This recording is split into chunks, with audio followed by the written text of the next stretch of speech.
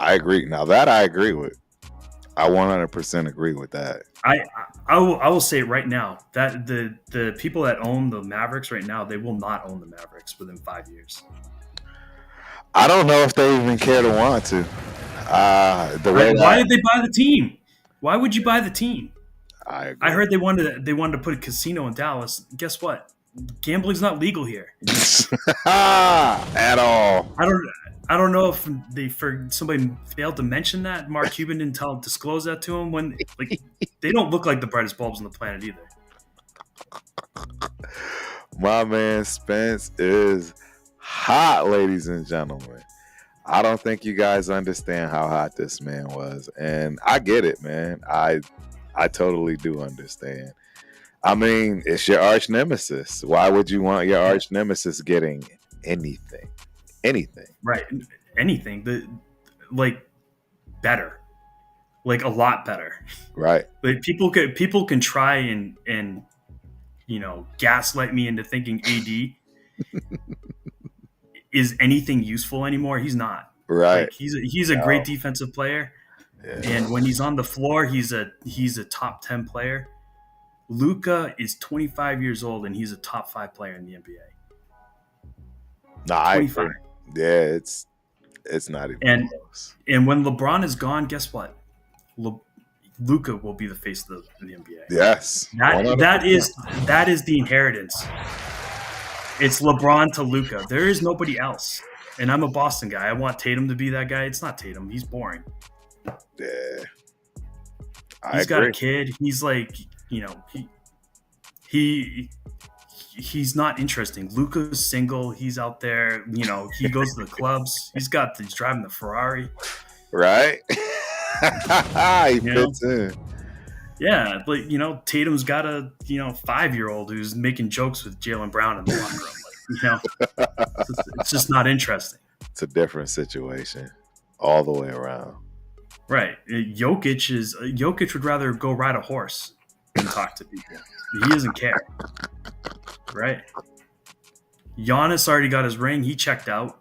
Completely. It's Luka's world. The NBA is Luka's world. It is. I mean, it just still doesn't it still just feel like there's just something not being said. I don't know. I just get this feeling it's just something's not right still. I can't put my finger on it. You know what I'm saying? I don't know what he's got diabetes or something. I don't know what. He killed someone. It's something, dude. Yeah, it's something. I don't know what it is, but yes, it's slept with Nico's wife. Who it's got to be something. One of those situations, right? I mean, I don't know if everybody remembers this, but the current coach of the Rockets used to be the coach of the Celtics. The first time we went to the NBA Finals and played the Golden State Warriors. Right. And then he was gone. And nobody knew why. What is his name? It's a hard name to pronounce. You're talking about, right? Ime Udoka. Ime Udoka. Yeah, there you go. He is the current coach of the Rockets. The Rockets that are like third in the West. Yes. He's excellent coach. Excellent coach. Houston made the right choice to go get him. But to this day, nobody in Boston knows what he did. Right. That's crazy. Oh, no, they know what he did. Oh, they absolutely know what he did. Absolutely. Well, no. The organization knows, but we don't. No, yes, we do. You don't remember? That's how he lost his supposedly soon-to-be wife and Nia Long, and all that broke up because he slept with one of the front office's wives. That's exactly what happened. There were rumors going around about that, and the rumors were it wasn't one. It was a few, and it was.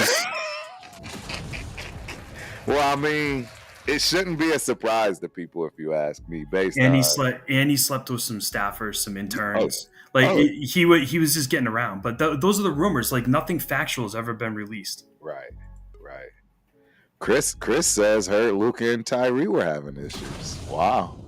That's the first I heard of that one, to be honest, Chris. So Kyrie? That's an interesting one. Yeah, that's what I'm saying. Yeah. If Luka and Kyrie are having issues, you know who packs his bag and gets the hell out of town? It's Kyrie. I would think most so, overrated player. He's so overrated. No, now you. I will die. I will die. I will die on that hill. Kyrie is so overrated. Yeah, you definitely. If I was the GM of the Celtics when Ainge had him, I would have done him so dirty at the All-Star break. Yeah, that's right. He was. So what happened? Did something happen there? Because you sound bitter now. You sound. There's no way. I'm very bitter about Kyrie. Like I was happy when we brought him into Boston, but then when I saw him live, yeah.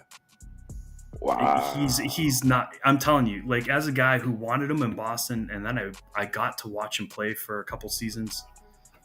Or a season because he was injured the first year. Right.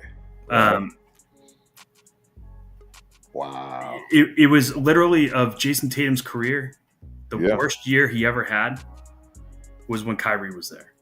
Yeah. That tells you what kind of person Kyrie is.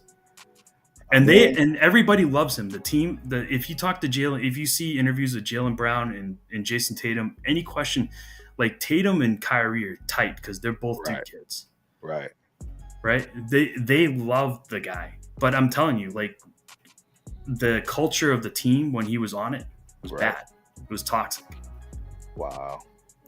It was toxic. He was just not good. And look at his Nets tenure. I mean, you don't have to take my word for it. Look at how he destroyed another team. But to say he's not good, he is a supremely gifted basketball player. Now that's what now you okay, now I can agree with you. There's more to playing basketball than just being able to have tight handles and shoot. I agree. I'm sorry, like everybody in the NBA has that skill set. Correct. To varying degrees, but I mean, you didn't get to the NBA being some joker. Right. No, absolutely. Everybody that's in the NBA dominated at every level that they were at before. Right. Except for Bronny, maybe. Yeah. Bronny wasn't even dominating in high school. No. He just rode his dad's coattails all the way to the NBA. That I will agree with you.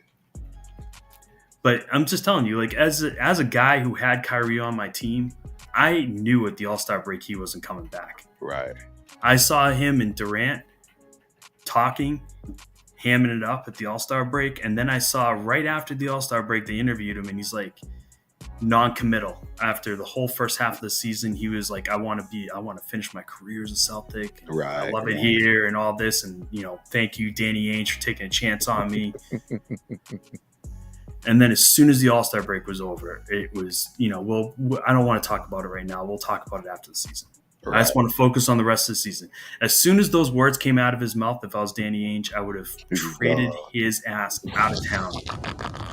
It's fat. I would have brought the bag to his house. It would have been like, pack your shit up. You're going to the airport right now. James Bourne in the building. Hi, James. Hope you're enjoying yourself, enjoying the show. Don't forget, everybody, please like, subscribe. We need to get Spence's weight up. Let's go. Let's get Spence's weight up here, ladies and gentlemen. We need subscribers. You know what? That's my fault because I haven't been doing a show. I watch you and I get embarrassed because you doing 4 shows a week, traveling to see your daughter on the weekends. I'm like, don't worry. I'm just pulling dad duty. I'm at baseball games, volleyball games. I'm just not here. Right. No, I'm gonna start carving out some time. I'm gonna make it happen. If you can make it happen, I'm gonna make it happen too. I appreciate it, and I think that's the attitude to have, my guy. Exactly that. You just have to literally force yourself to put, even if you start out with a half hour a day. You know what I mean?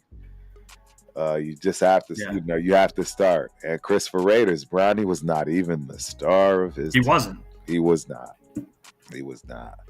But hey, shout out to Christopher Raiders. First and foremost, he will be on my show next Tuesday. the Ultimate Raider Fan Show. And he finally started his own channel, Christopher Raiders, and that is on YouTube. I did see your first video. I commented and liked, my guy. Great video, great start. I'm glad you just jumped and just got yourself in it, man. You are going to do fabulous. I can't wait to do more collabs. The first collab and many more collabs along with you. If you guys don't know, he's been on all the Friday night shows with Jeff, right, and all the other gang while I've been out, unfortunately. But yeah, check out Christopher Raiders for sure. The guy has great takes. Can't wait to chop it up with you on Tuesday, boss. And also, don't forget about Spence. Get that guy. Hurry up. Go on and get him some subscriptions, man. And he'll get some videos out. I'm going to start leaning on him with that as well. And hopefully we'll get him his own show out there, right? Get him going. I got to get it up there. Because trust me, we will watch, man. I say it all the time. This guy is an encyclopedia when it comes to a lot of sports. So yeah. It's like I'm starting to forget details now. Like, I used to be able to rattle stuff off right from 25 years ago, but it's like we're getting up there, man. I know you get old, you start to forget things. It's like stuff's not as clear anymore. Right. So yeah, I'm not paying attention to this game. I don't know if it's good or not. Let me see. What's the score? It's on commercial right now, but yeah, I haven't even been paying attention to it. It's Denver. The follow-up game is going to be good. This is the Lakers and the Timberwolves. Yeah, that's going to be a good game, to be honest. 9:30. That's a really good game. That thing's going to be real good. This is going to be our first taste of the Timberwolves against Luka. And yeah. We'll see how that looks. That should, yes, right, with Anthony. That should Ant-Man. That should be good. See if he talks trash to Luka like he was talking trash to Tatum. Tatum put him in his place. Yeah, he did. Tatum. He's got the ability to be that guy. He just has to, show in the postseason. Like, he's been way too inconsistent the last couple of years in the postseason. Yeah. Yep. Like he should have probably got the MVP of the finals, but yeah, I get it. Jaylen Brown played well too. He did. I mean, couldn't have went wrong with picking either of the two, right? No. I mean, and that's really it. Like, those two guys, they carry the weight. Yeah, y'all and Porzingis makes it Porzingis there just makes it incredibly difficult for anybody to beat us. Because you can't get to the rim on him. Yep. That's impossible. He's one of the best rim protectors in the league. Yeah. For sure. Without a doubt. Man, there was some news. I'm trying to think, man. There was something. Let me look. There was something going on today. So I don't know if we covered this last time, but did you see that the Spurs lost Wembanyama? Yeah, with the shoulder issue, right? He's got a blood clot or something, and he's out for the season. Out for the season. It was crazy. Like, he was just in the All-Star game. He's gone. That's a big loss. That's a huge loss.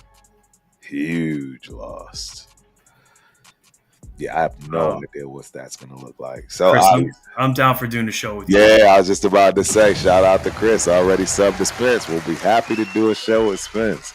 Call it the new rookies. I like it, bro. I like that. Yeah, I like that. That's got a good ring to it, man. Yeah. And there's nothing like having somebody to go through that misery with, right? Your first set of videos with one person watching, your mama. Trust, and again, I was talking to Spence earlier today, guys. And even still, it's not like, we're guaranteed always to get a ton of people a night, man. It's some nights, man, you get 2, 3, 4, 5 people at a time, man, and that's it. And other nights you get graced with possibly 100. It's a crapshoot, We do know that, videoing vertically, which I did finally get that up and running. I don't know if anybody noticed that. In case you're going for a smoke break or, you're on your phone, it's a much easier to see. But yeah, I finally got that going. I figured out I can start and stop that and not have any problems with the mainstream. So yeah, it'll be interesting to see those numbers. But we always appreciate every and anybody coming through. Again, don't forget, hit that like button, those thumbs up. Don't forget to subscribe. But yeah, let me look. Absolutely. Latest NFL new team. Yeah. There we go. We got John Leone in the building. Always supporting my guys. Salute. Hope you enjoy the show, man. Yeah, so that's one thing that popped up. That's one thing I did see and I wanted to talk about, because there was a lot of noise saying that he was going to retire, and that's Travis Kelce. What's your thoughts on that one? Yeah, he's not. He said he's not. He's confirmed coming back now. Correct. You're right. Correct. I heard rumors about him retiring last week too, and then I saw a couple days ago that he's coming back. Yep. So I mean, I'm not surprised he's coming back, but he didn't. His last couple of years, honestly, hasn't been looking well. Yeah. Hasn't been looking well at all. The Swift years haven't been doing well for him. Not at all. Apoyo Severe, fly, Eagles, fly. Salute, Mr. Severe. Appreciate you for coming through. Hope you enjoyed the show. You kind of playing on my guy though. We got the Severe Raiders, so Apollos. We'll give that a slide. Severe is pretty common, but there is only one, the Severe Raiders. So shout out to my guy. I'll be on his show tonight. I think we'll see. I always got drama. I gotta figure out some flight stuff. I can get there, but I might be stuck in Denver for a while. So shout out to all my Denver people, man. I might need somebody to hang out with on Sunday. we'll got an Eagles fan crashing. Yeah. Yep. Raiders. Oh yeah, I see you. Oh, so now you want to talk? You got things to say, huh? Raiders are top trash. That's all right. We'll be top trash right now. Hey, you know what? They just came out. Speaking of top trash, they just came out with the ratings for the team. So basically, like the report card from the players. Raiders did very nicely. I think he came third or fourth on the list. Interesting. Like A's across the board. Wow. The Patriots are second last in the NFL. Really? Damn. I know you're not happy about that. Oh, no. Our owner is so cheap. Yeah. He's so cheap. Robert Kraft, he's lucky he had Tom Brady for 20 years because he's a cheap man. Part of me understands now, Belichick's frustration, because I'm sure everybody blames Belichick for everything, but I'm sure this dude was you are not spending. Yeah, he was. He definitely had his hand into way too much. We've been. I think they said that our annual cash spend, for the Patriots, was bottom 5 in the NFL. Jeez. For the last 10 years. That is horrible. 10 years. That's not good. So that's horrible. That's an indictment on our weight room got an F.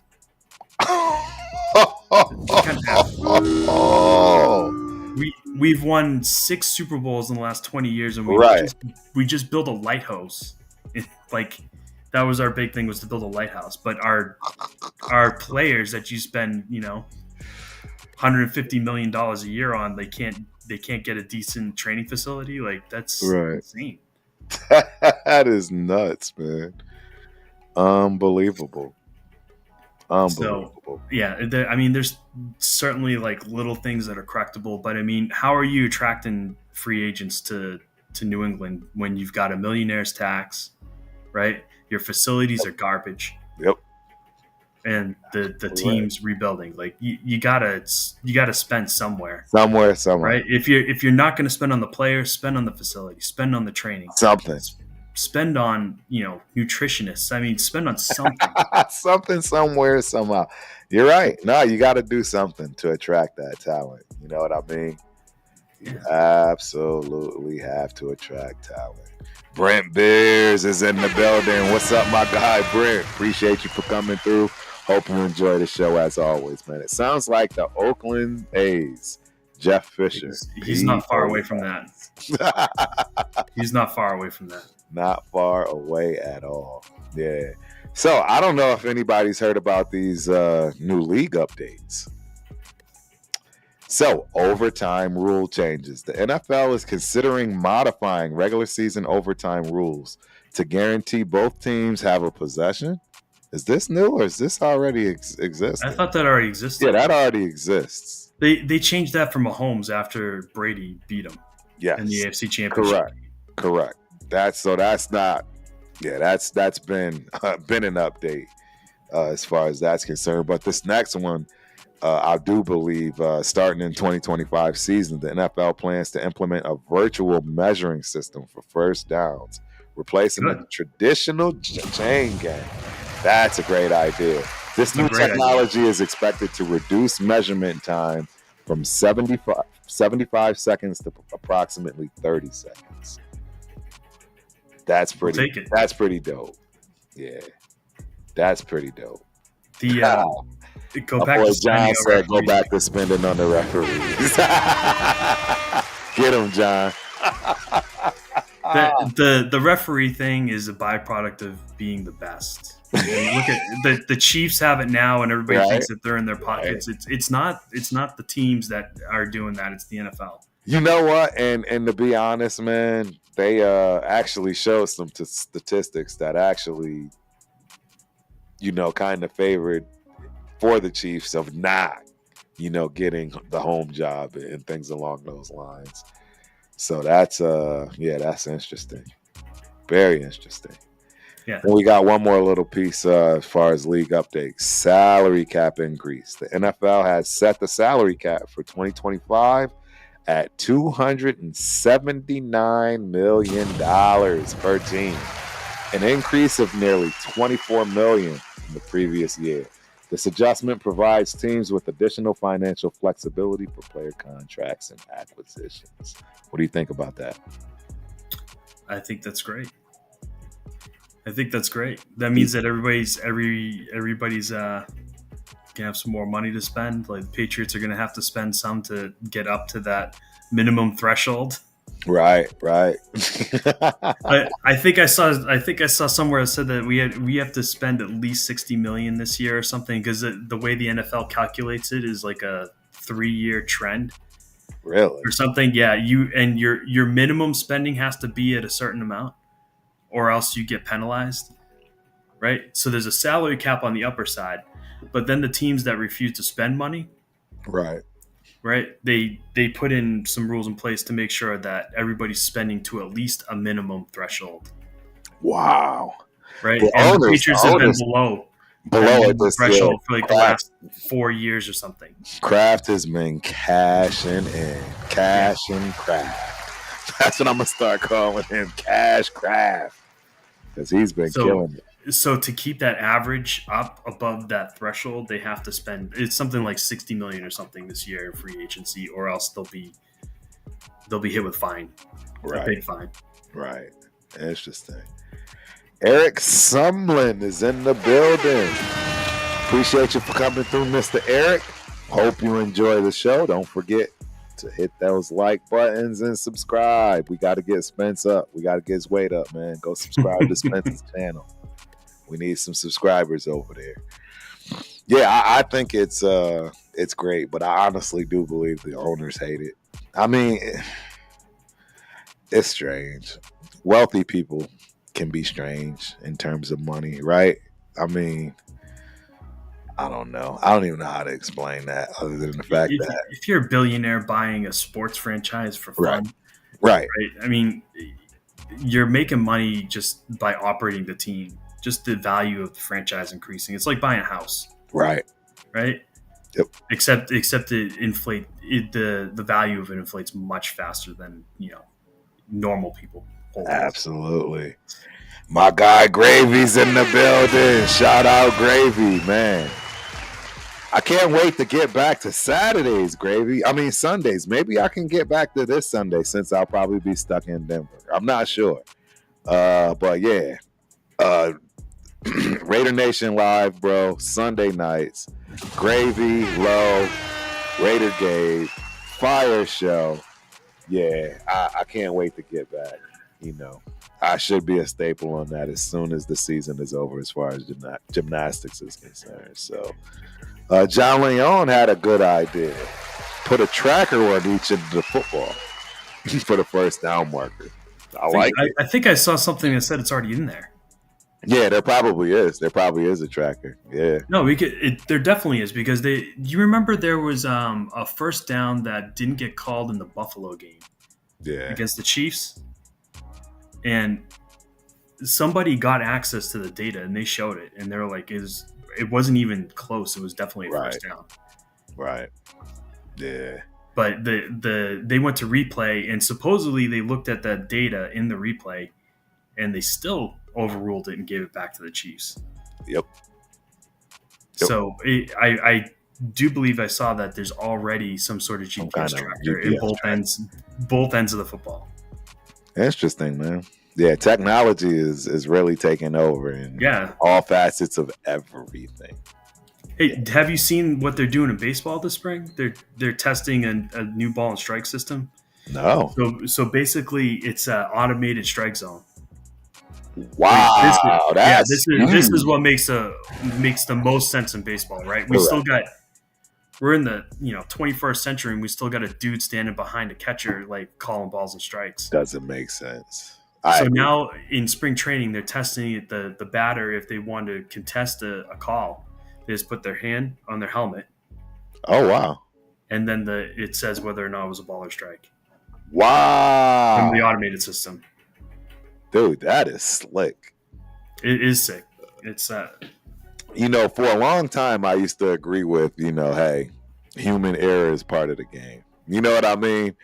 But it's too much money now. It's way too much money betting and stuff going on to where, we can't have these problems. These problems have to go away. 100%. Yeah, so. Yeah. But we don't need the bias in there like of a particular player because, somebody said something to the umpire and his feelings got hurt. There's no place for that in the game. So at all. At all. Not even a little bit. Or to be, conspiracy theory level, like, are these guys cashing in on the side? Like, we already had an NBA ref and crew got caught doing that. Yep. Skimming. We have NBA players getting caught skimming. Right? Yep. Have you seen that? Yes, I have seen it. It's out of control. Out of control.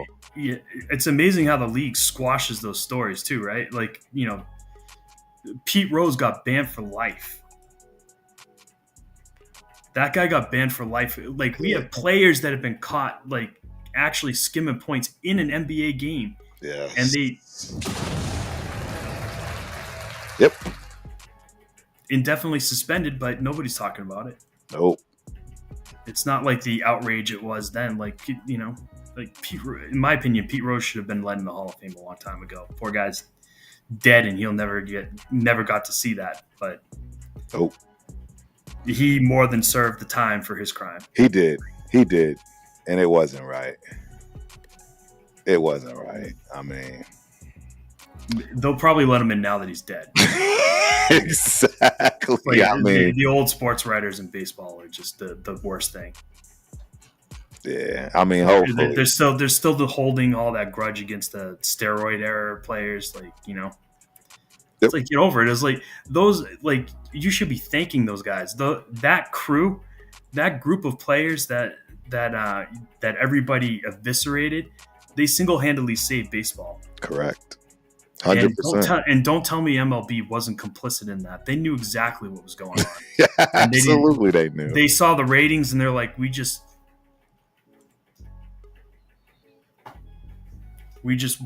won't dig into it. Nope. Right? And it took somebody writing a story and digging in. Like, it took that steroid case to make it Balco. That's what really made the whole thing go. If Balco never happened, nobody would have said a word. Nope. It would have just, maybe they would have changed the rules and things would have got tighter and they would have worked it out of the game that way. But, I find it like ridiculous that people, penalize those players of that era. Like, I get it. They did it. A lot of players did it, though. And it wasn't just the hitters. The pitchers were doing it too. Right. No, 100%. 100%. So it wasn't like a certain group of players had this unfair advantage over everybody else. Like, everybody was doing it. Everybody was gaming the system. MLB was not doing anything about the failed tests. Not even a little bit.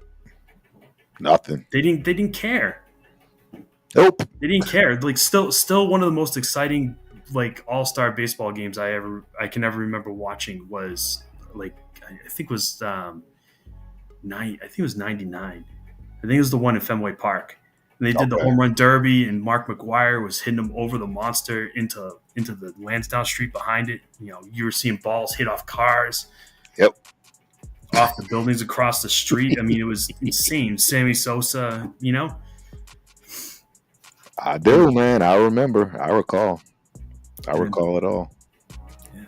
Pedro Martinez pitched in the All-Star game, and that was like insane performance. He struck out like I think he pitched 3 innings and struck out all 12 batters or something. Something wild. 4 innings and 12. Yeah, 3 innings, 9. It was something insane. Yep. But they're rolling up 99-mile-an-hour fastballs with 2-seamer on the backside, that splitter.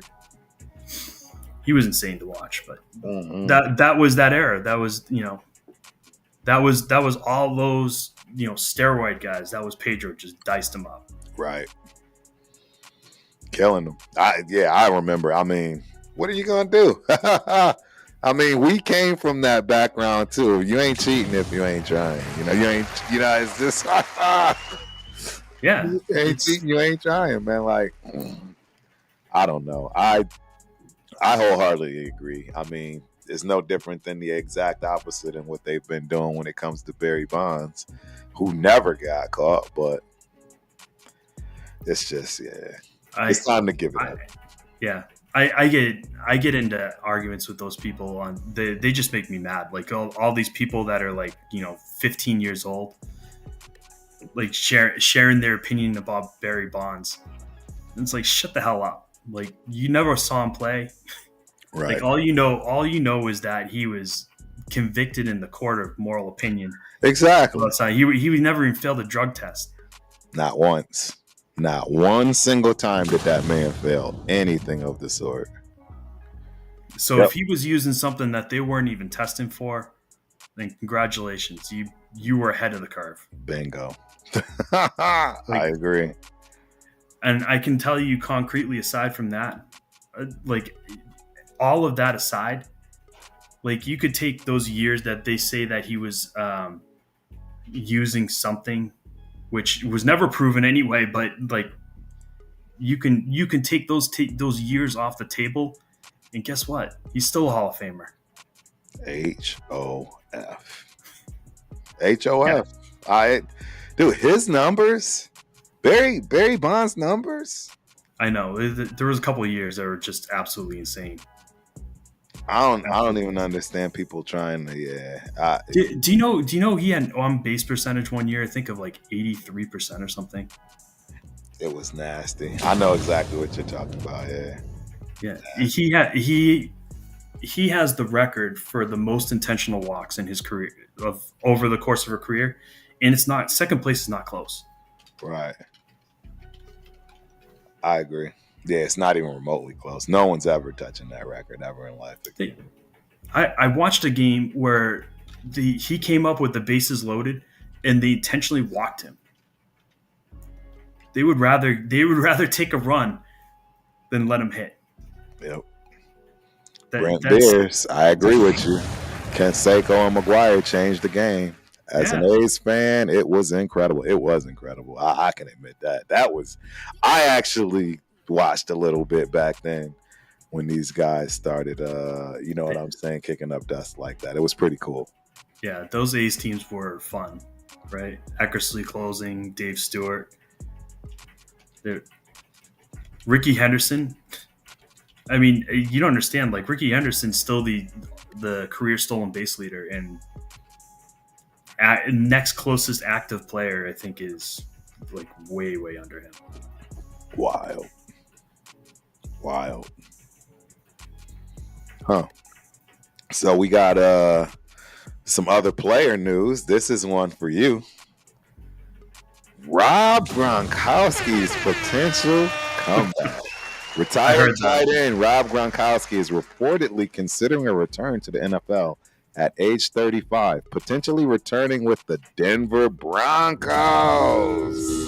Why? Head coach Sean Payton. Gronkowski has been out of the league for 3 seasons, but previously returned from retirement in 2020 to win a Super Bowl with the Tampa Bay Bucks. What's your thoughts, man? That's your guy. That's your boy. He doesn't look like he's not in NFL shape anymore. Right. You know, like you know what happened? You know, these guys that retire from the NFL, like 2-3 years after their career and they're done playing, you start to see them, like, their body shrinks down. They start to look like normal people again. Yep. Right? Like the slew of all the stuff that they're taking when they're playing is I don't know, honestly. I mean, could he probably play? Yeah, I use it. Right. Oh, absolutely. Absolute monster. I mean, my only question would be, like, why would you want to go to the Broncos? Why? That's my question. Like, why what is it? It can't be. You're dying to play with the 4th best player from the draft class previously. Exactly. I need to know where his head is. Is it CTE? Come on, Gronk. What's going on here? Of all the teams you want to pick, you say the Donkeys. That's alarming. Dying to play with Bo Nix, I guess. That's alarming to me, bro. I would have thought like you know, go to Cincy or something. Maybe you know, play with Burrow. That would be kind of cool if I was him. Like, oh, you know, I can go from Brady to Burrow. Right. Brady to Knicks doesn't seem quite right. No, I couldn't. And you know, I honestly, I mean, just stay retired, dude. I don't. Bingo. Just stay. The worst thing that can happen is you just come back and stink. Yeah, don't do it. Do not do it. And I feel like, you know, especially when you're talking about the NFL, as far as pro sports go, like, you can't, you know, put like one toe in the water. No. You're either all in or you're all out. All out. And you know, he hasn't been all in for, you know, a few years. Very long time. Yeah. So just stay out. Just stay out. Yeah. We're on the same page, man. So this news right here, I don't know if you've heard yet, but it 100% will be changing the game for the draft. Abdul Carter's injury decision. Top draft prospect Abdul Carter is contemplating surgery for a stress reaction in his right foot. The decision could impact his preparation for the upcoming draft, though his agent believes it won't affect his draft stock. Yeah, right. What is wrong with this man? There's no way this doesn't affect it. I'm not drafting him first. So, AKA Tyree Wilson. Don't get me started. I'm not drafting the kid. I'm not drafting the kid in the first. I don't think you have to worry about it. I think the Titans are probably going to take him. I mean, I don't know, man. I can promise you, like, the doctor that's doing the surgery said that he will be ready to go for camp. They said it about Tyree, man. You saw what you got with him, and it was obvious he wasn't himself, and even getting to himself, he's still not what we wanted. I mean, let's just I be don't honest. I don't think the injury is as bad as it's being made out to be. I think because he's not going to do the combine. Right. The NFL combine's off the table for him, but he is going to do his pro day at Penn State. Right. Yeah, definitely. He's definitely going to do his pro day. So he's going to do his pro day. Then he's going to get. I think he's going to get this either. Yeah, he's going to get it after that. I think he's going to get the surgery, and he'll be ready. He says that the doctor wrote a letter to the GMs of the NFL to put their fears at rest that he's not going to be out. He's not missing time. Right. So I mean, if people pass on him for this, like,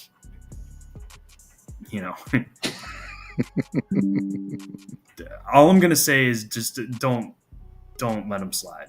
Right. He's good. He's good. You don't need him in your OTAs. Don't worry about it. Right. No, I'm with you. Shout out to Cassandra Russell, lifetime Reds fans, Bengals a lot also. Appreciate you for coming through. Cassandra, that sounds like a young lady. Appreciate you for coming through. Hope you enjoy the show. Please don't forget to hit that like and subscribe button for both channels. And then Tony Sirius is in the building. Texans and Raiders missing the postseason. Two certainties. Hey, I'll take it. I take the love, the hate, and everything else. All of it in between. No worries. We get it. Tony, welcome. Hope you enjoy this show. So, Miss Cassandra, depends on which city they play for. Has any team moves more than the Raiders? That's a great question. The Rams come to mind. The Chargers come to mind. Yeah. I don't know how many other teams, right? I mean, I'm sure. Not recently, anyway. The Browns, Texans. the Colts, the Texans. The Texans are an expansion team. There are quite a few teams that have absolutely, the Titans used to be the Oilers. Right. So, yeah. The Ravens used to be the Browns. Yes, exactly. Yep, exactly right. Yeah. Even the Chiefs. I think the Chiefs are from somewhere else too. Yes, they did. They did move. That is correct. But they've been in Kansas City for a while. Yes. Somebody at my front door, man. My dogs are going absolutely bat. You know what? Crazy. Let me see. I think my guys. So we got a Bengals. We got Bengals. We got Eagles. We got Raiders. Right. I'm sure there's some in here. The chat's growing. It is growing. It's always the worst year, the year after Philly wins anything. All those Philly fans, they start feeling themselves. They do. They just start talking all sorts of trash. It's ridiculous. Which, congratulations to you guys. Like that was a well played Super Bowl. You guys, congratulations. Exactly. You broke the code. Yes, absolutely, 100%. You broke the Mahomes code. Just hit him over and over and over again. Yep. Uh-oh. Brent Beers, I missed Oilers helmet and unis. I agree. That baby blue, man, when Earl Campbell was out there, it was something special. That was real.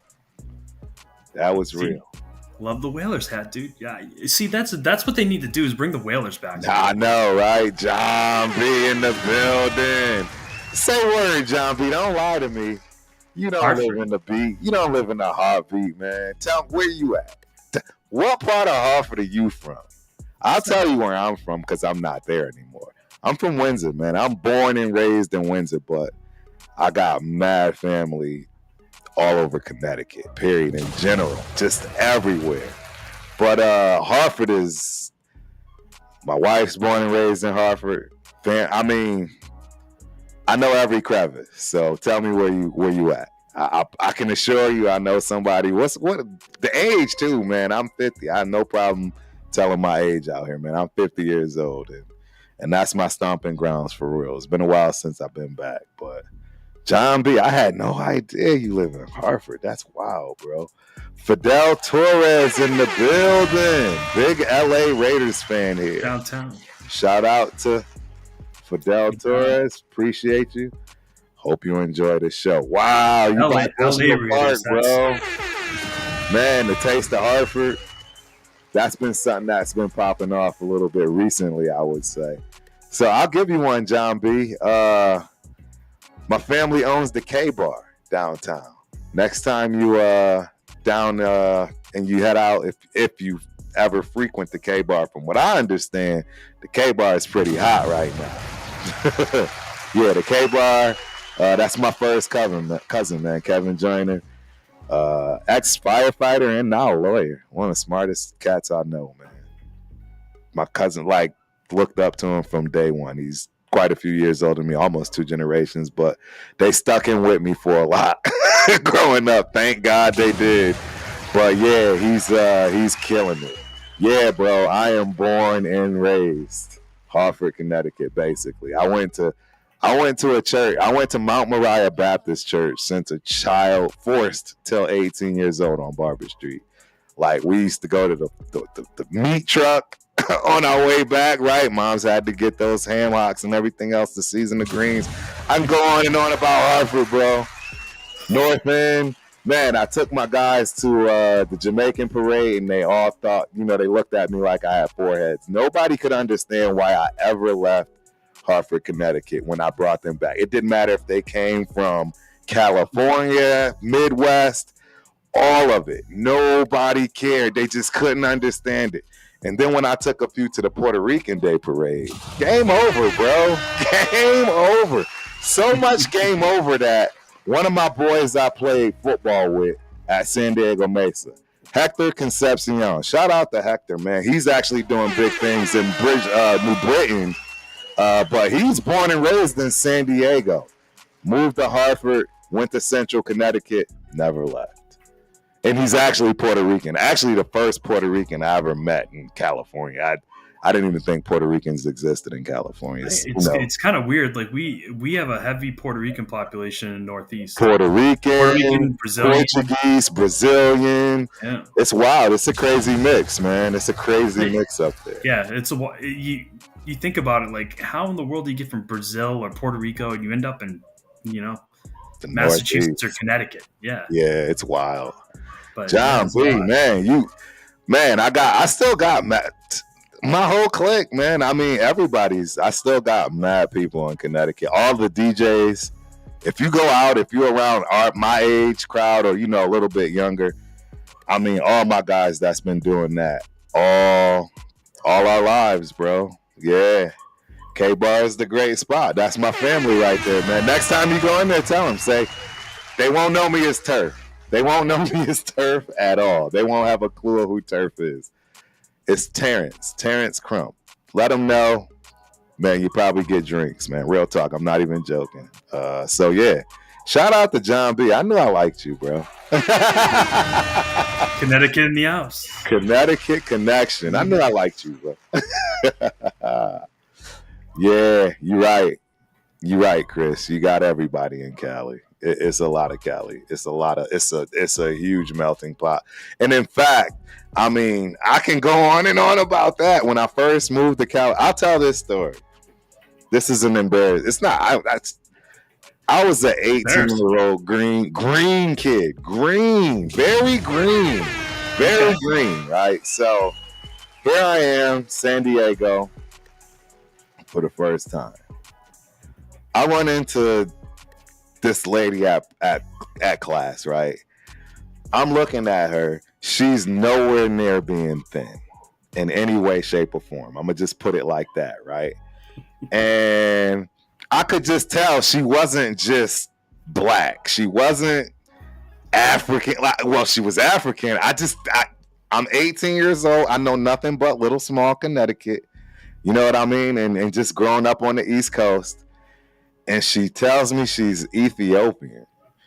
And I'll never forget telling my roommates, I was like, hey, man, back in Connecticut, the only Ethiopians I know, it's them big-headed dudes that's bald-headed with the big stomachs and the flies all over the place. Is she lying?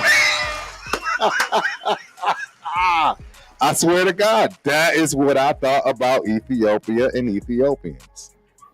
Dude, only Ethiopians I ever saw, they ran the marathon. That's what I'm saying. Like, it's just crazy stuff that, as a kid, man, I have so many stories, man, about San Diego too, right?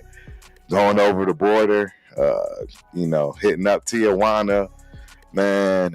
It's just so many different ethnicities in San Diego. Talk about the melting pot. They call it New York and San Fran. San Diego is wild, right? Guamanians, Ecuador. I mean, the list just goes on and on. I mean, it's just so many races I didn't even know existed. I love San Diego. It's one of my favorite spots. Absolutely. 100%. My dogs are going absolutely wild, man, and I don't understand why. They're enjoying the show. I hope somebody's. Excuse me. Okay, we got Cassandra. What's she saying? If KC won last game, they're ducking. With a famous KC Burrows had beat record in NFL versus. Excuse me. I don't disagree with you, Cassandra. They're ducking them. Nobody wanted to play Joe Burrow. Not a single soul. Nobody wanted to play Joe Burrow. We all know that. Hey, it is what it is, man. It absolutely is what it is. But yeah, I saw a rumor today. This is indirectly affects the Raiders. Derek Carr. Rumored to be going to the Jets. Dude, I feel bad for him. The Jets doing Jets things. Exactly. Why would that head coach even allow that? Why would he? It's his idea, apparently. He's a defensive guy. He doesn't know what he's doing. Yeah. Or maybe he's so confident in his defense that he thinks he can, make it happen. Go get Derek Carr. I'll be happy. That is wild. That is wild. I did not hear that one. Interesting. Yep. So you really honestly think Abdul Carter is still potentially going to be a number 1 draft pick with this foot issue? Easy. He'll be in the first 3. There's no way. Really? I'm saying it here. Put it this way, it won't get to the Patriots. If he gets to the Patriots, he's going to get drafted by the Patriots. I'm telling you right now, I think his draft stock has immediately just plummeted. I think knowing what we just went through, you know what I mean, as far as with Tyree Wilson, that injury, that type of injury. I mean, how can you take him knowing he is not going to be an immediate impact? He is not playing for you the whole entire season. That's taking too big of a risk. It's too big of a risk. I don't know. There's no guarantee that the surgery goes well and he actually recovers in time and actually becomes himself before training. It's too much. There's no way I would do this. There's no way I would do it. Okay. I don't believe you're going to have to make. You're not going to be faced with that problem. He's not making it to 6. Brent, who you telling, man? He scared everybody that's a Raider fan with this one. Yeah. Nobody's happy with that. Yeah. I'm telling you, like, don't be afraid of it. Like, this is the time of the year where this kind of stuff like happens. Like, they try to push players' stock down. Right. Of course. Absolutely. They've been doing it with the quarterbacks. They've been doing it with Shador. It's very obvious. Very obvious what they've been doing. Yeah. Yep. So just like we thought, we talked about, we brought this up at the very beginning of the show about free agency. Like, KC's going to tag Trey Smith, the guard. Right. Right? I mean, he's one of those free agent, offensive linemen that are not 30. Right. He's not making it to free agency. No. It's just not happening. No. They tagged him and they're going to work on a deal with him. Right? There's already been news out that the Ravens are re-signing their tackle, Ronnie Staley. Yeah, I'm not happy about that either. So, yeah, I wanted Staley and I wanted Trey Smith. If Trey Smith made it, I wanted the Patriots to go grab him. That would have been a no-brainer. Right. Nope, And, I agree. You know, it's not going to happen. But the one thing that did happen today is, and I was wondering about this as we were hiring the new staff, like, is there going to be a scheme change on defense now that we've got a new head coach and a new defensive coordinator? Yeah, there is. Interesting. I wasn't sure about that. It was confirmed today. They told their defensive tackle to explore free agency and see if he can work out a trade. Wow, he's under contract. That's big. Yeah, he's under contract, but like they don't need him anymore. They're going to I guess to a 3-4. Right. One quick second. I'm pretty sure they ran a 4-3 last year. So yeah, I had to yell. I don't know what's going on down there. It's crazy.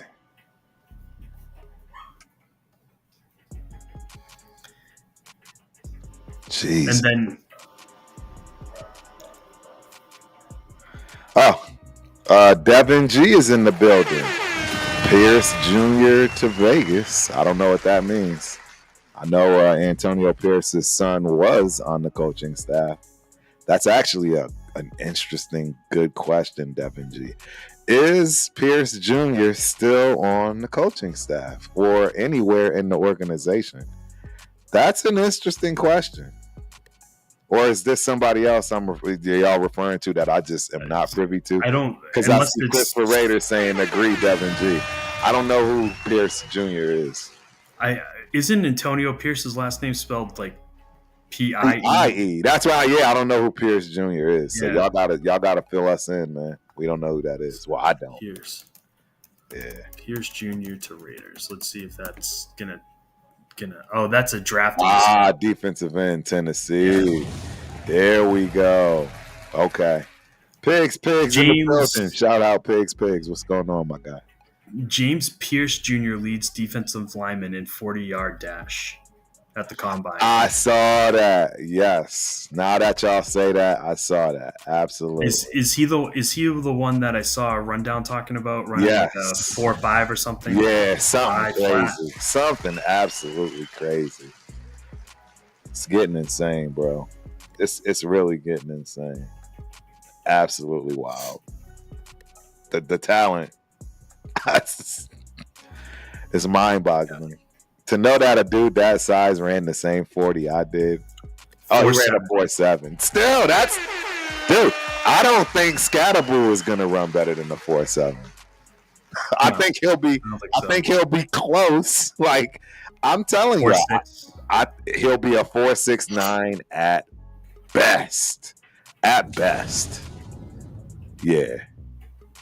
At best. So he was projected number 1 overall before the season. Wow. Would you take him over? Would you take him over Mason Graham? No, I wouldn't. There's no way I'm taking any other defensive lineman over Mason Graham. It's not going to happen. It's like, honestly, when I'm looking at defensive linemen, like, yeah, it's great that he can run a 4.7, but like, when is he going to use that? It's not going to be often.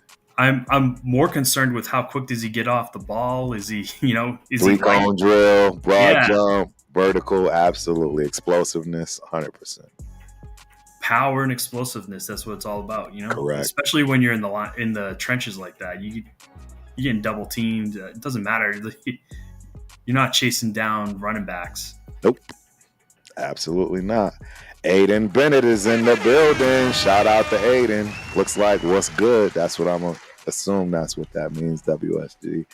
Appreciate you for coming through, man. Hope you enjoy the show. Don't forget to hit the like and subscribe button to both channels. Both channels. Yes, please. Yep, Pigs. Kenneth Grant is the most interesting. Yeah. There's so much talent in this draft. I'm telling you, this might go down as the best draft ever. What is considered the best draft ever? There has to be one. There has to be one. What's the best draft ever? The draft that had Marino, Elway. Yeah, those 6 quarterbacks. That is the best draft ever. I knew there was something that we already knew about. I think that's pretty much considered the best. It's considered the best, and I think this one could potentially top it. I really honestly do. I really think that this draft 100% can top this, and it's going to come from the running back core and the defensive side. It is just littered with a ton of talent, man. Ton of talent. Yeah, I told you who my guy was on your show. The wide receiver. Oh, TCU. Yeah, that's right. That's right. Yeah. He's that dude's insane. Yeah. 6'5", 225, 4.45 speed. Yeah. It's interesting. And he plays fast too. It's like sometimes these kids that are like, track stars, you see him on the film. Right. And he doesn't that speed doesn't show. Driving me crazy.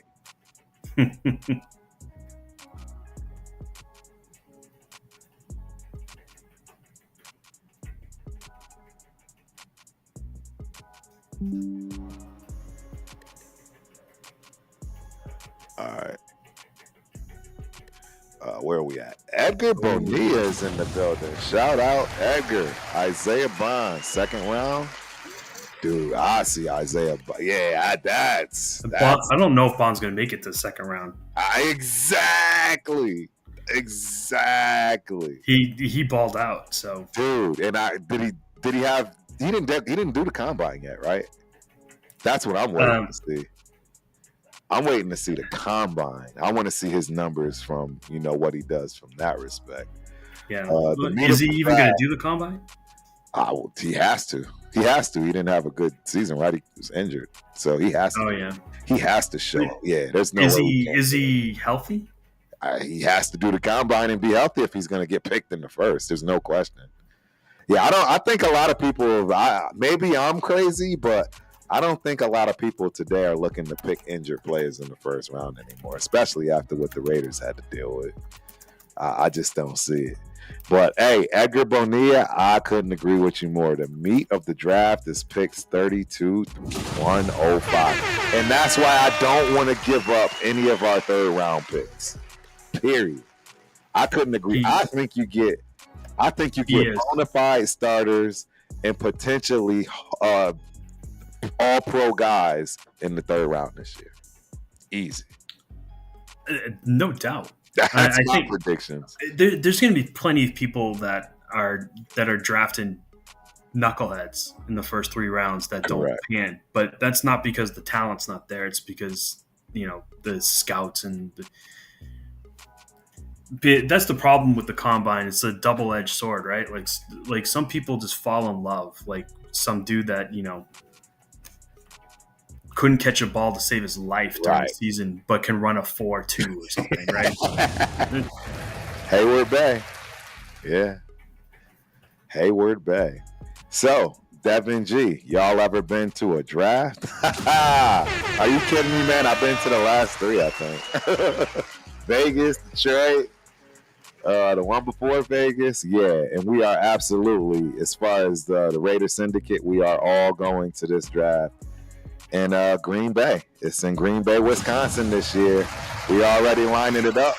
The only reason I won't go is if, my daughter and those Gopher girlies, them GGs, Minnesota gymnastics team make it to nationals and it messes with the schedule. That's the only way I won't go this year. But all my brothers will be there, man. We will be representing 100% in full effect. Yes, Devin G. There's tape out there already. Trust me, we was out there, and if you saw me acting like a 2-year-old when we drafted Brock Bowers, yeah, you would be laughing today. You'd still be laughing. Yeah, hopefully MC Raider and those guys don't put that tape out there. Y'all don't need to see Turf acting like a 2-year-old after that pick, especially now the way that Brock Bowers looks. Oh, you were mad about that? Oh, I was livid. Oh, I was. Who did you want? I wanted the tackle from Oregon State. Who is that? He went to the Saints, I believe, directly after we drafted Fuaga. I wanted Fuaga. Oh. Well, you know what? Honestly, like, Fuaga was probably the best lineman out of the draft. Exactly. See, and I had inside information. Again, a lot of people. My coach, my offensive line coach was his coach. My offensive line coach at Montana State, Jim Milroe, was his coach.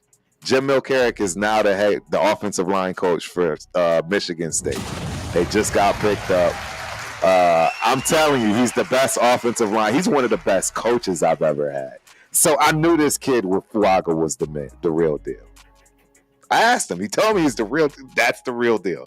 Yeah. So I knew it. Man, I got a lot of cool insight on some players.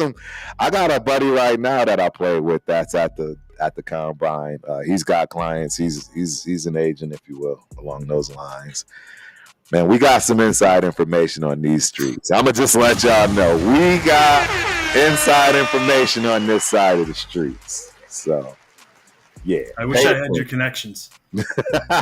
Pay attention. Yeah, it was crazy, man. Trap God is in the building. Salute, Trap God. Appreciate you for coming through, man. Hope you enjoy the show. Death Pile Picker, Matthew Golden outperformed Bond. Wow. Us Texas folks are high. Us Texas folks are high on Bond. You know, hook 'em. Golden and Bond. Yeah.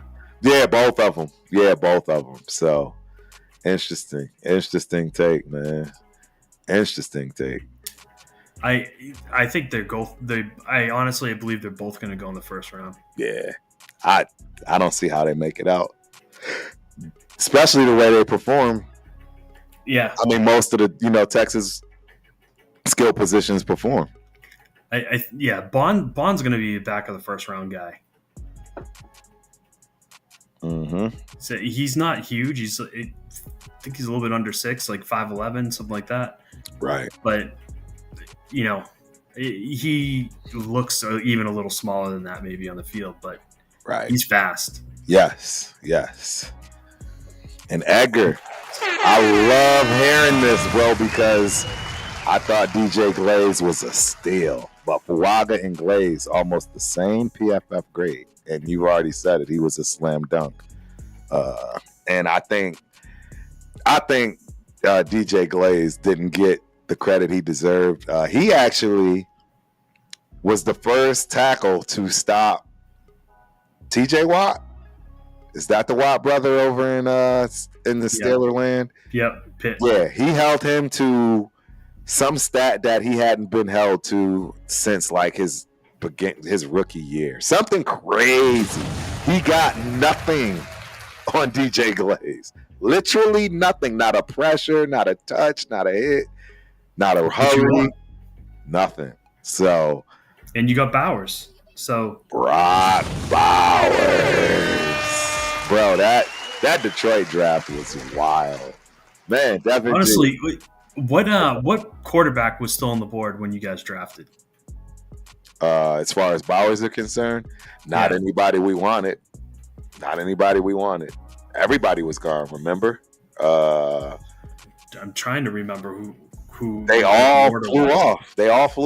The only people that we were really, really looking at was the kid that went to the Falcons, and then the kid that went to the Donkeys. And there were 3 other guys that got drafted before 9. We literally picked the best player available in the draft when we picked them. Yeah. There was you definitely got probably the best tight end we've seen since Kelce. Kelce, I mean, I don't know. Yeah, McBride, maybe. McBride is pretty sick too in Arizona, but he is. Yeah, like, yep. Bowers is going to be good for a long time. Very long time. Absolute long time. No question. No question. So you guys took Bowers at 13, right after Bo Nix went. Bo Nix. I would have died. Like, if Nix was on the board at 13, would you guys have taken Nix over Bowers? I would have cried like a baby. I would have cried like a baby if we took Bo Nix. Yeah, Bo Nix got drafted by the Donkeys before us. Bo Nix was not there. Right before you. So, yeah. Yep. I would have been sick. How about this? I mean, this draft was really good last year. Oh, yeah. Hell yeah, man. It's 6 quarterbacks. First time since the Dan Marino draft. I mean, right now, somebody might say that's the best draft last year. It was a really good draft. Like, look at the guys that went after Bowers, like Talise Fuaga. Yeah. Late two. Yes, man. Byron Murphy. Jesus Christ. Dallas Turner. Amarius Mims. Wow. Jared Verse. Troy Fatanu. I don't know what he did. He's on the Steelers.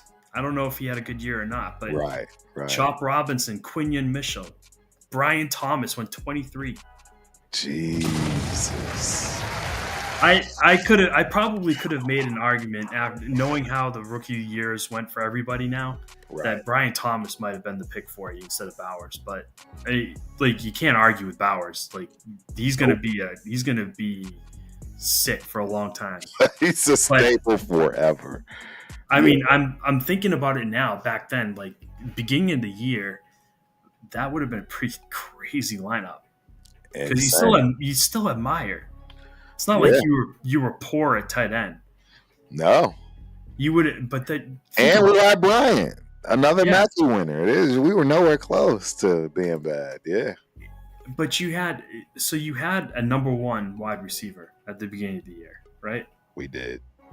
So it would have been him and Brian Thomas, and then you would have had another good wide receiver.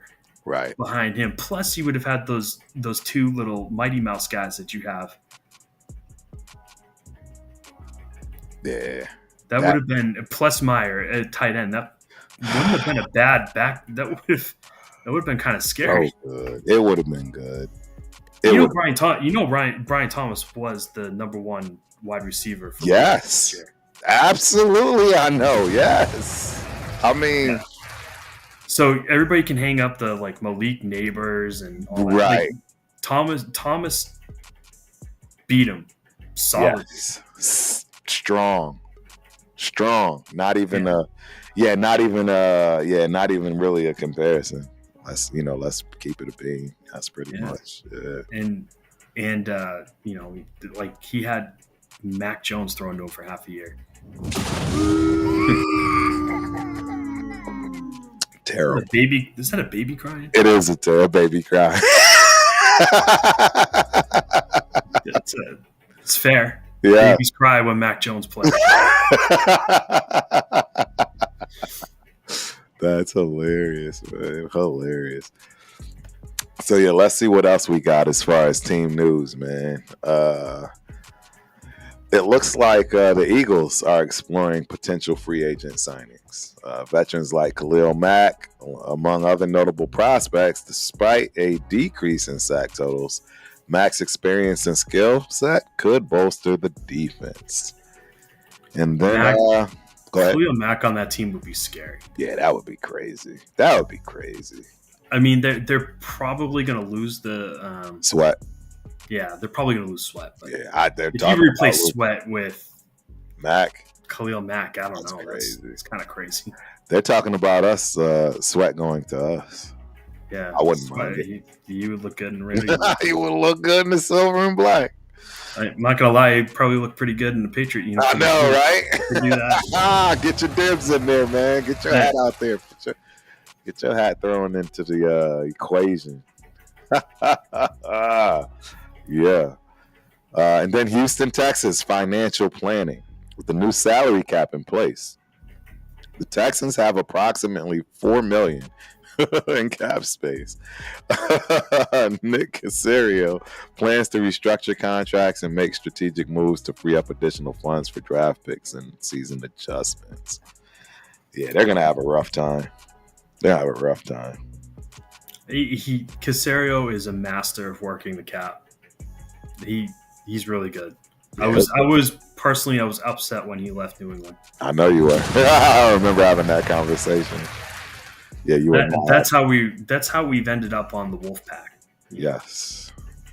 Elliot Wolf's our GM because everybody else left, not because he deserves the job.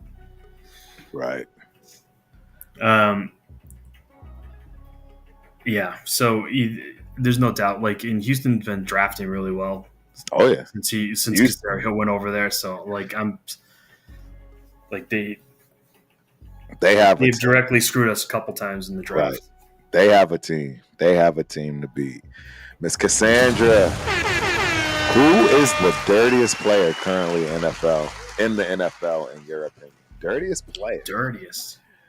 I mean, this is unfair. The only reason I can even say it though is because he's the only player that I see that had plenty of controversial hits, if you will, and that's that linebacker from the Falcons, right? You know what I'm talking about?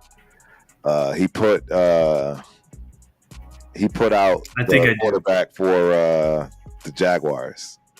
Yeah, he took him out on Trevor Lawrence on that last minute hit. That's who I would have to say. I think it's unfair though, and it's biased because honestly, that's just the last person that's been complained about. Yeah, I mean, Ndamukong Suh, he's not in the league anymore, right? He's a nasty individual. Dude, I'll tell you, I wouldn't want him on my bad side. No.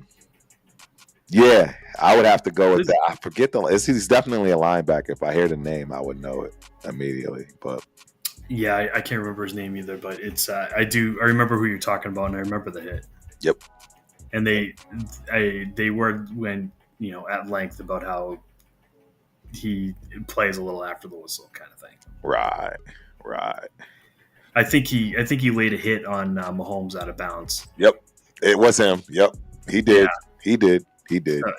You touch the Lord and Savior Patrick Mahomes, like, you're gonna draw the ear of a lot of people. Right. Absolutely. Devin G, what does Vegas do in round 2? It's all going to depend. I could see us drafting offensive, defensive line talent with number 2. I personally think number 1 will be a quarterback, no question. Unless the caveat here is the only way we won't pick a quarterback at 6 is because Shador and or Ward is no longer available. That's the only way we won't pick at 6 a quarterback. If they're not available, I could see us trading back, right? And then picking up one of these quarterbacks in the later rounds and see what you can get for draft capital. Because again, right, I think, Edgar, you already said it. Picks 32 to 105. That's the sweet spot. You know what I'm saying? That's where we at with it. So yeah, that's what I want because I wouldn't mind getting a running back in the third. One of those third rounders that we have. I know you asked for the second. Second round, I'm spending that. If we get a quarterback first round, second round, I'm getting offensive, defensive tackle. Period. Yeah, I agree with you. I'm looking at the PFF mock draft, the most recent one. Yeah, they got published, and they have you taking Will Johnson at 6 in the first round. Yeah, which I'm not gonna lie, he's my favorite corner in the draft. And we need one. We need a cornerback for a lot of reasons. So I'm not mad at that at all. They have you taking Demetrius Knight Jr. from South Carolina, linebacker. Really? Yeah, in the second round. Yeah, that doesn't sound. He missed 1 tackle on run support in 24. Jesus. That sounds like He allowed a passer rating of only 61.7 in coverage and generated pressure on 25% of his pass rush snaps. wow. Sounds, yeah. Those dudes down from South Carolina and Mississippi, like, they're usually pretty good football players coming out of there. Yep. Your second, third round pick, you'll like this one. I know you and Rundown like this one. Quinshawn Judkins. Hey, bro, we got any running back from Ohio State. I would be absolutely amazing. I want Henderson. You guys can have Judkins. We'll take Henderson. That's how we can break it up. Yeah, that would be interesting. There's you're not gonna like this one though. Uh-oh. Next pick is Jalen Milroe. Oh hell no, bro! My boy Raymond, bro. Shout out to Scotty Ramos I don't know if he's in the building tonight. I hollered at him last night. This kid wants Milroe and Gianti so bad.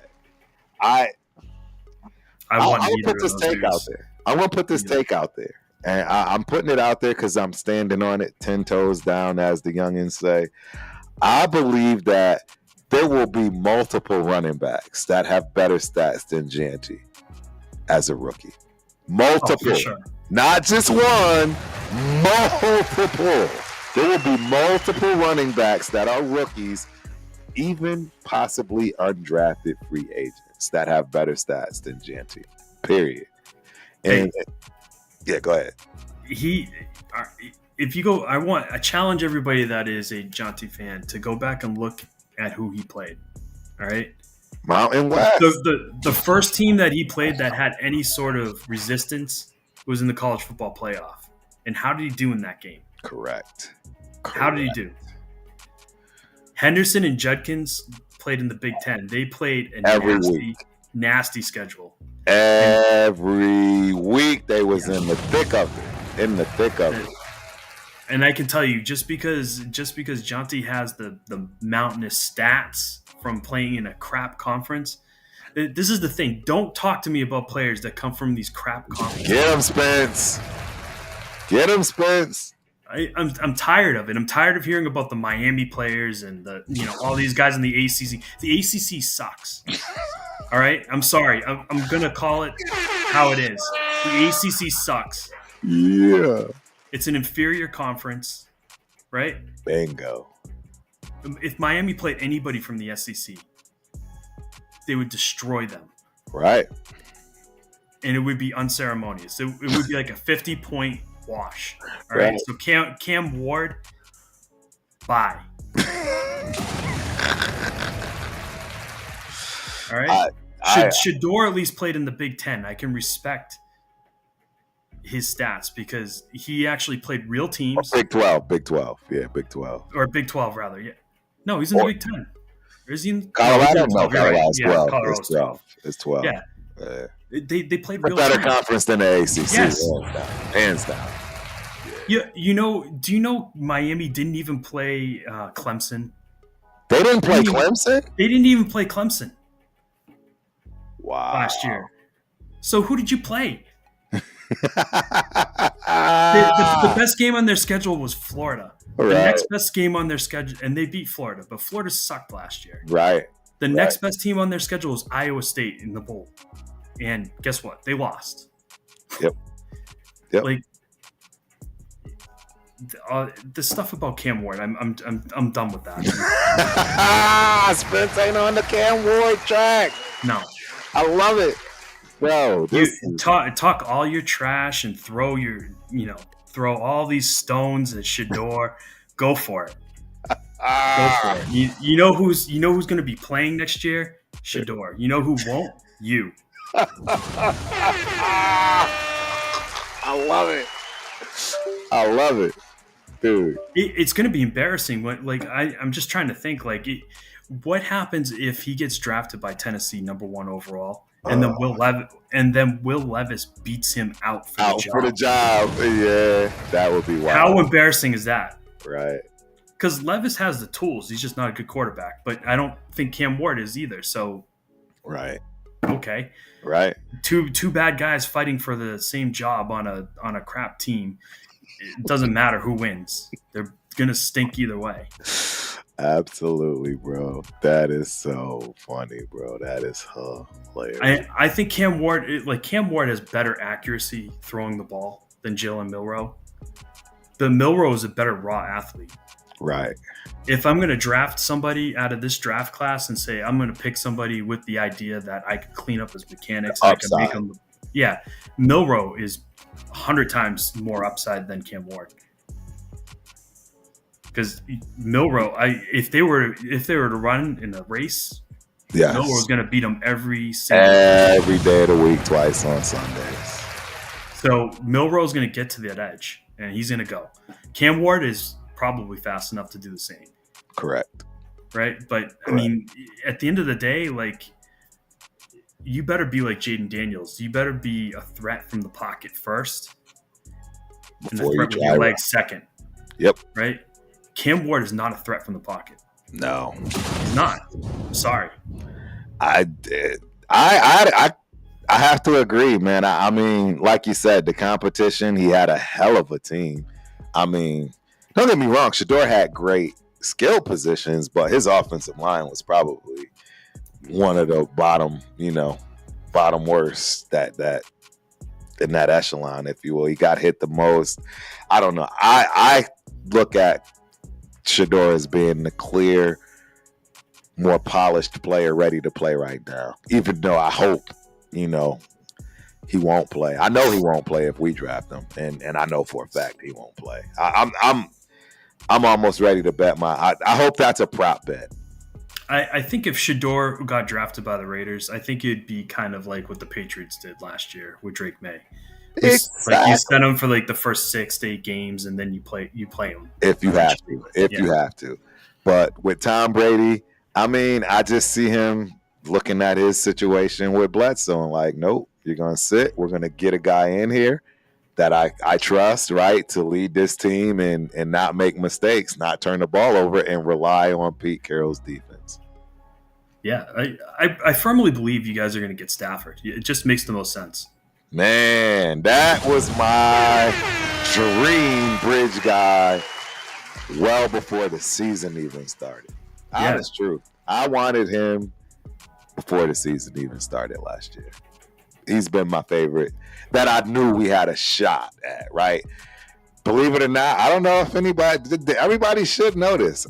If I could pick any quarterback in the NFL right now, do you know who it would be? Matt Stafford. Joe Burrow. I would pick Joe Burrow. I would pick him over Mahomes. I would pick him over Jaden Daniels. I would pick Joe Burrow right this second. It's my favorite quarterback. He's good. I mean, his numbers dwarfed everybody this year. It's a travesty he wasn't even mentioned. No, seriously, his numbers dwarfed. I mean, he's throwing to quarterbacks. Throwing to Jamar Chase and T. Higgins. I agree. I mean, come on. I agree, but come on, dude, Joe Burrow is. I don't know. I'm biased. He's just. He's one of my favorites of all time. All time. Here's the thing. Like, I'm a Patriot fan. I'm a Tom Brady fan through and through. But I can admit that Pat Mahomes is. Oh, he's that real guy. Deal. He's that guy. He's the real deal. He's that guy. If I'm picking somebody from the current NFL construct, it starts with Patrick Mahomes. Right. No, I understand. I don't, but I don't disagree with you. Joe Burrow is right. He's the next guy on that list to me. Right. No, I get it. I mean, it's those two, and then I'm probably honestly, who do you go to after that? Who's your third player? My third, it's got to be Jaden Daniels. You go Jaden over everybody else, over Lamar. Oh no, I'm tripping. Yeah, bring turf to the front of the congregation. I am completely losing my mind. No, it's actually Lamar Jackson over everybody. I mean, Lamar Jackson, what he's done. I mean, he had 4 picks this year. Come on, man. When's the last time anybody did what he just did? That's the reason why I felt he deserved the MVP. His team failed him. I'm sorry. I call it what you want. Sure, it's a team. And his team failed him. He did everything he needed to do for that team to win, and they failed him. I can't see it any other way. I honestly can't see it any other way. His team failed him, man. You know what? Like, I could take that excuse, like, if it was a one-time thing, but it's an every year thing with him. But he just comes up small in the biggest moments. I know, but he can't throw the ball and catch it. And see, that's the thing. He didn't come up small. It wasn't him. I mean, come on, man. Dude, Andrews, I don't know if that guy is still sleeping right now without some kind of medication. Dude, he lost the game, man. The most simplest catch that any high schoolers ever made, he lost the game. I'm sorry. I can't get that burnt out of my head, let alone anybody else from that team. Let's be honest. They should have won that game. That play shouldn't have been They shouldn't have had to go deciding factor in that game. I agree, but that game was lost before then. But was it Lamar though? Because I don't think the stats state that Lamar was the problem. You know what? Lamar did not have his. Usually he plays poorly, but he didn't play terrible in that game. Like no. His numbers were good, not great, but it wasn't bad. Right. I don't know. It's just I just look at it and I'm like, you know, you had the number one running attack in the NFL. You didn't run the ball. Right. Yep. Like played, and it seems like they do this every year. Maybe they just need to get rid of Harbaugh. Maybe they need a new voice. Seriously, like it's the same thing. Like they seem to do this every single time in the playoffs. It's like they don't play to their strengths. Yep. And they end up getting beat on stupid things. Yes, sir. They should have beaten the Chiefs a couple years ago in the playoffs, and they didn't show up. Correct. That's as much the coach's fault as the players. Absolutely. You can't get your team up for a playoff game. Like, I don't know. The Bills. I thought the Bills got robbed. Honestly, this year. If I'm picking quarterbacks in the NFL, it's the Bills quarterback. Right. I'm not going to deny that one. Definitely not going to deny that. I'm pretty sure. I'm pretty sure if the refs weren't, simping for the Chiefs, then the Bills would have beat them in that game. Yes. I have to agree with you on that one too. I have to agree with you on that for sure. So, all right, I'm gonna throw a hard hypothetical at you because you seem like your mind has changed on this draft, and I want to hear this. I want to hear you say it. I want to hear you put it out there. Yeah. Abdul Carter falls to 6, and your choice is between Abdul Carter and Shedeur Sanders. I got PTSD. Take Shedeur Sanders. I got PTSD, bro. I am. And Mason Graham's out there, and Will Johnson. I couldn't do it. It's Shedeur all day, right? Shedeur all day. I couldn't do it, man. I wouldn't be able to do it. Okay. Let me do this. Let's take Shedeur off the board. Shedeur went in the top 3.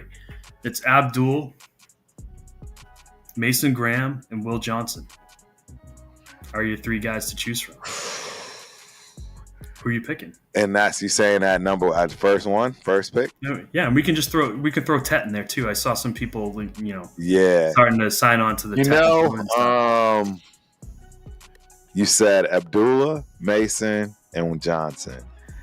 It's our first pick. And Tet. Well, what did we do in free agency? Did we do anything offensively? Offensive line wise, defensive line wise?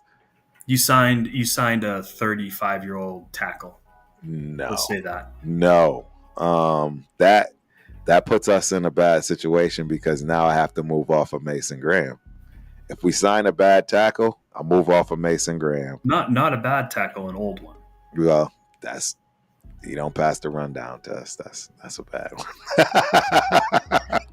Rundown's an ageist. He doesn't count. I know, right. So honestly, though, if I've gotten a piece there, I'm still very, very nervous about our secondary because while we have to give flowers to Ja'Cory Bennett, and I had to bring myself to the front of the congregation for calling him out a little bit.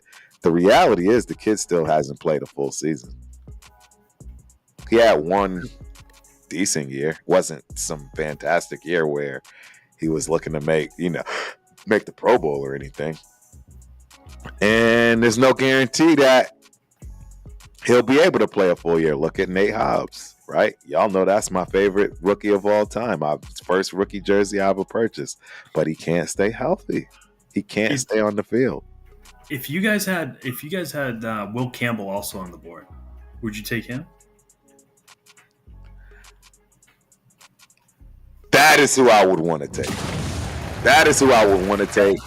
I want to shore up that offensive line. I knew we were going to get there.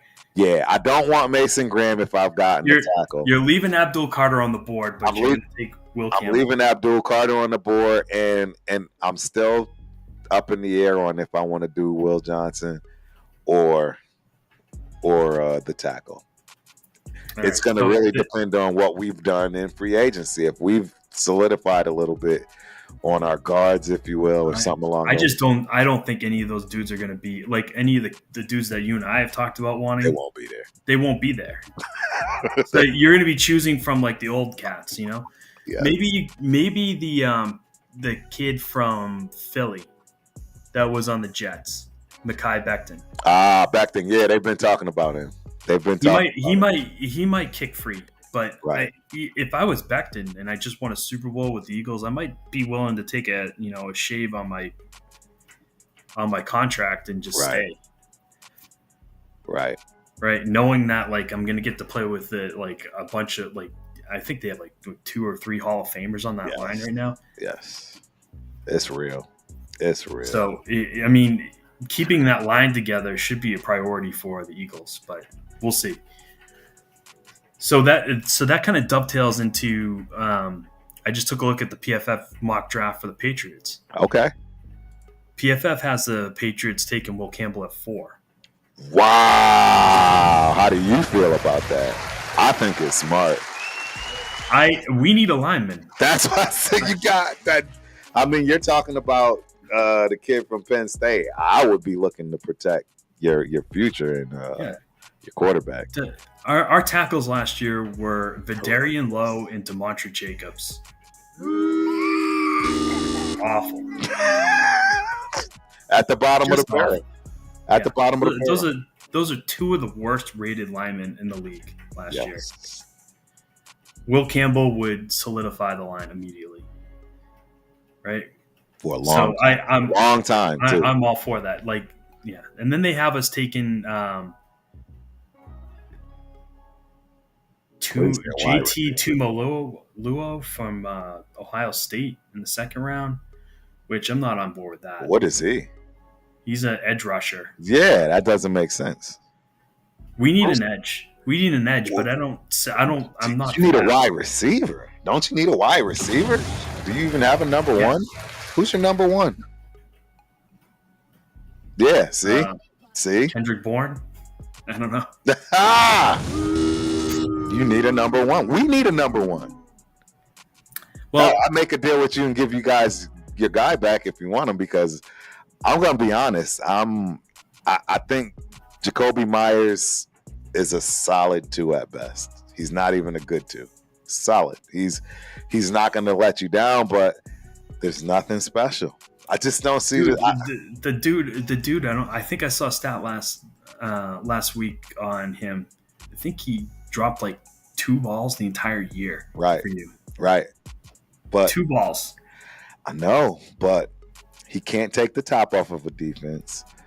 It doesn't matter, dude. You need people that move the chains too. Well, no, I agree. I'd keep him, but again, what I'm trying to say though, he's not a Brandon Ayuk number 2, right? I don't know. His numbers were better than Ayuk last year. Well, that's because Ayuk got it. What about the year before? Hey. The year before when Ayuk went for 12. Ayuk, that was his best year. I agree. But I'm just saying, he's a number 2. He's a number 2 behind. I mean, Jacoby he was over 1,000 yards, wasn't he? No. Really? I don't think he's ever gotten over 800. I'm telling you, man. I like Jacoby, man, but when we had Devante Adams, he was the only player that I felt like we could level up. You know what I mean? And get a better number 2 than what he was representing. Believe it or not, there's actually rumors kicking around that the Patriots might pursue Devante Adams. Wow, that's interesting. Wow, I can't say that I would be upset about that. No, dude, hell no, dude. I knew he went over that. He was over 1,000 yards last year. Was he? Myers, yes. Oh well, hey, bring me to the front of the congregation. Yes, let's just call 87 catches. 87 catches for 1,027. Only 4 touchdowns. That's what it was. So it must have been okay. No, yeah, I'm wrong. All right, let me reframe this. If you guys want to trade him back to us, we'll take gladly. We need him. We don't have anything else. Right now, so there's no way you're getting him now. Right, but I'm saying if you guys are so unimpressed by him, like I would gladly take him back. Dude that doesn't drop a ball. Right. Hey, we're gonna sidetrack ourselves real quick because our new friend of the room, Miss Cassandra Russell, she has an NBA question, man, and we have been watching NBA. Fired up. Yeah, so follow-up question. NBA, does Bronny even get on the court if LeBron wasn't his dad? First ever father-son to play on the same court at the same time. Also massive jersey sales opinions. You hitting a sweet spot for Spence right now, Cassandra. He can't wait to answer this one. Well, let me say welcome to the show. Take it over. Welcome to the show, Cassandra, because we've talked about this before, and people that have been here know how I feel about Bronny. Bronny wasn't even. I'll just say this: he played for USC and got benched at USC before he got injured. The rumor out there was that he was going to transfer from USC because the coach benched him. Correct. Right? I recall. I remember. He was not the best player on his team in high school. He was not the best player on his AAU team. Nope. And my son plays basketball, and we've watched their high school team when they played. Bronny was not good in high school. I mean, he was good, but he was not like whoa. Right. Which an NBA player in high school is whoa. Correct. Right? The White Mamba, Brian Scalabrine. Right? Yeah. He didn't even play in the NBA. Like he was a bench warmer, a towel waver, you know? Like when he was in college, he averaged like 26 points a game. Call him a towel waver. Yeah.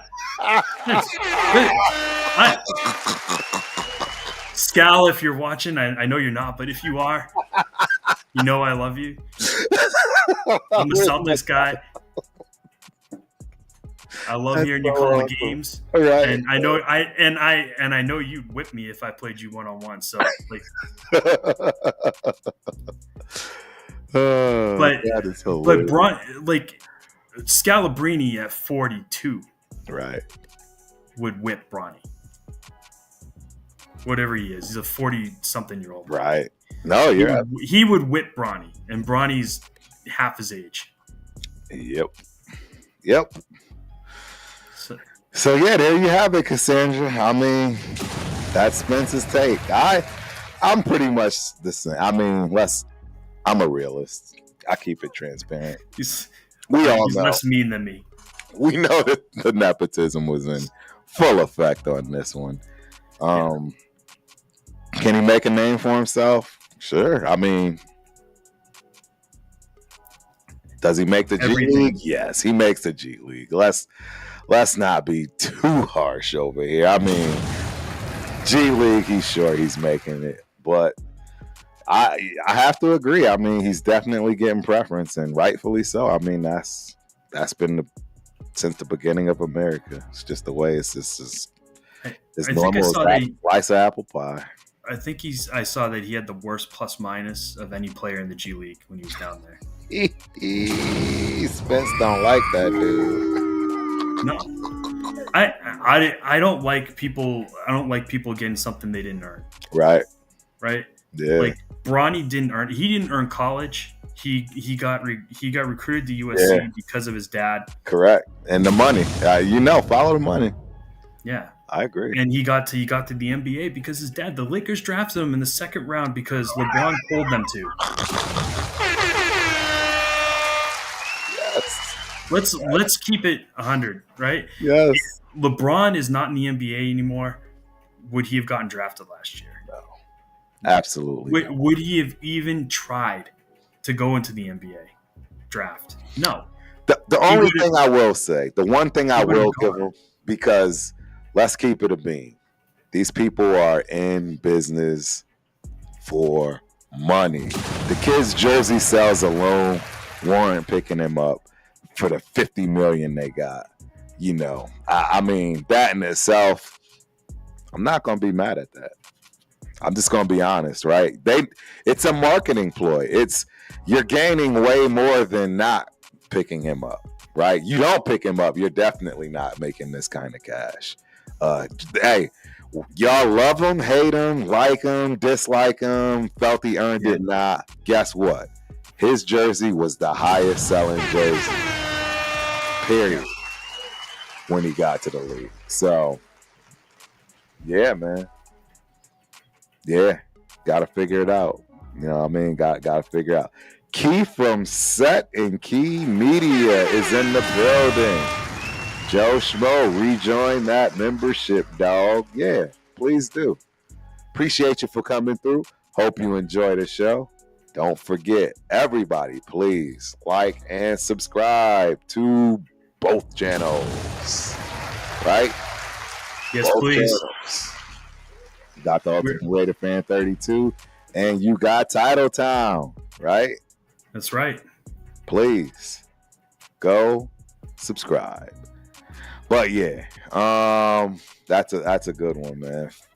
Fidel Torres, Worthy is the greatest James in Lakers history. I'd have to agree with that, and I know my mom would agree with it. James Worthy was her guy. Yeah, I mean, LeBron he's just a polarizing, controversial, just walking debate every which way till Sunday. He's earned it. I mean, hey, no matter how you love, hate LeBron, he's earned where he's at. He's put in the work, right? He's put in the effort. Nobody takes care of themselves like he does. It's just, yeah, it absolutely is amazing what this kid has done. He's not a kid. He's 40 years old. And, hey, you got to give him his props, right? Let's keep it real, Spence. You got to give LeBron James his props for what he's done. Oh, yeah. There's no question at all. He's great. He's a great player. He's just not the greatest. I agree with that because we all know who the greatest is. That's right. Shout out to Chris for Raiders. My God. Man. Thank you so much, bro. Gifting 5 memberships. This man always just supports all of us, man. All of us Raider content creators. Can't thank you enough, man. I really do appreciate it. Really from the bottom of my heart, right? Guys, I love this. I do it because I love it. I don't do it, praying I'm going to get $1 million in 10 years. None of that is relevant. I love, talking that talk and straight up talking sports whenever I get a chance. And why not bring people in? You know what I'm saying? I enjoy all of it. Back and forth, the debates, the arguments. Yeah. Appreciate you, Chris. Really do, man. Appreciate you. Yes, thank you, Chris. We're definitely we'll have to do a show. We're gonna have to get. Oh yeah. So the game is over. The game I don't is know over. if you noticed it. The game is over. Yeah. The Denver Nuggets fall to the Milwaukee Bucks, 121 to 112. Looks like it might have been a good game too, man. Looks like it might have been a really good game. Yeah. Well, I got to get ready, man. I got a lot to do. I'm supposed to be hopping on another live. I don't even know if it's going to happen. Hopefully, Severe, I'm on the way. Give me a few minutes. Got to make sure these dogs. It's 10:30. Yeah, it's 10:30, bro. And I got to get up in like 4 hours. My flight leaves at 5, 6 o'clock. So, but hey, that's how we do it over here, man. We work. We love bringing y'all this content. We love being able to give our opinions and voice what we know, man.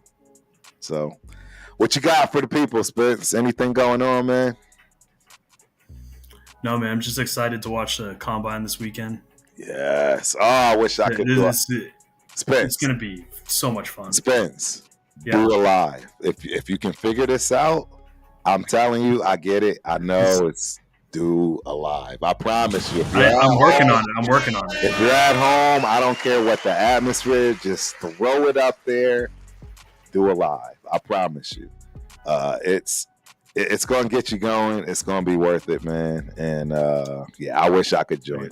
I wish I could join you. I won't even be around. I'll probably be with my family. My parents, my cousins. They'll all be there. So I won't have time to do lives for the Combine. This is the fight. Yeah, I did them last year. It was a blast.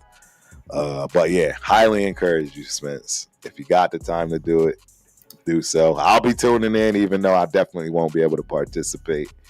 Yeah. But cool, man. And as far as good luck. Good luck to those Go for Girlies this weekend. Go for Girlies, man. The GGs. I will be in DC at the University of Maryland for Big Ten quad meet, as they call it. You got Maryland at home versus Illinois and Michigan and Minnesota, who's the 13th ranked team and basically the best team in this quad event. So we've only lost one meet this season to the number 6th ranked Michigan State Trojans. Boo. They're good though. This gymnastics thing, I'm actually probably going to create a channel for that too. It's just so amazing. Yeah, I can't wait to really start breaking. It's people. Gymnastics at the collegiate level is probably one of the, if not biggest, team situations you're ever gonna see. Even the girls themselves. If anybody is under the weather, who's up? We need 9/8 or better. There is no such thing as just putting you out there just because you need. No, we need whoever is prepared to get that 9/8 or better. It's all about getting that chip in college. So shout out to my GGs. I'll see y'all Saturday. Up front and center as always. And that's it, man. We got next week. As always, I'm telling y'all I'm gonna get Spence on his own show one of these days. And we'll start championing that, man. And get together what you want to get together, man. Ask me anything you need. I'll help with everything. I'll be a moderator, all those good things, man. Just get yourself going, Spence, right? Appreciate you. Absolutely. All right. Well, until the next time, ladies and gentlemen, Turf and Spence is out. Hook 'em. Hook 'em.